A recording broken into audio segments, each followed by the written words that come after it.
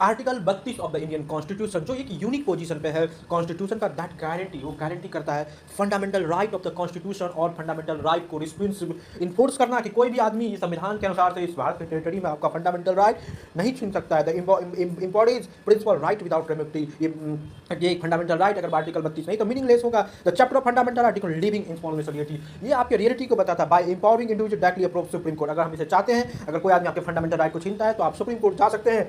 Article 32 is a backbone of entire, article 32 जो हमारे right का स्ट्रक्चर जो है उसको डॉक्यूमेंट माना जाता है। स्टेट को भी अकाउंटेबल होना पड़ेगा इस राइट के लिए। Essential of article 32 dual character, हम जानते हैं आर्टिकल 32 को ड्यूअल कैरेक्टर के साथ fundamental right and procedural mechanism क्या है। अनलाइक मैनी कॉन्स्टिट्यूशन रेमेडी, जितने सारे कॉन्स्टिट्यूशन है उसमें दिए गए कुछ प्रावधान है Indian constitution right seek remedy, right को भी अगर कोई आदमी देने वाला ना हो, राइट को लगाने वाला ना हो तो नन एलवाइड माना जाएगा।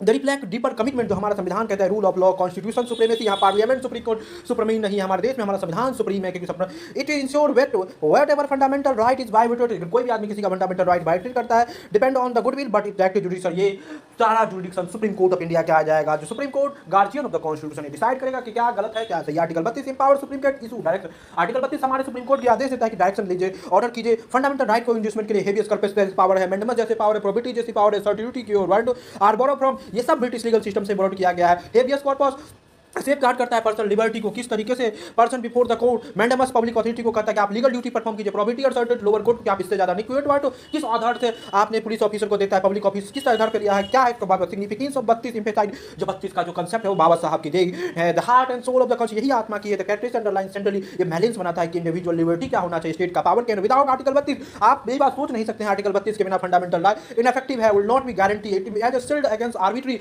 ये आर्बिट्री ले लिया जाएगा। जुडिशियल इंटरप्रिटेशन फर्दर समय के साथ आर्टिकल 32 के साथ judicial interpretation in this earlier, समय के साथ जब संविधान लगा supreme court relatively narrow place, supreme court narrow place जो प्रोसीड्यूरल एस्पेक्ट को कि जो संविधान कहता है, जो हमारे पार्लियामेंट कहता है उसको फोकस किया।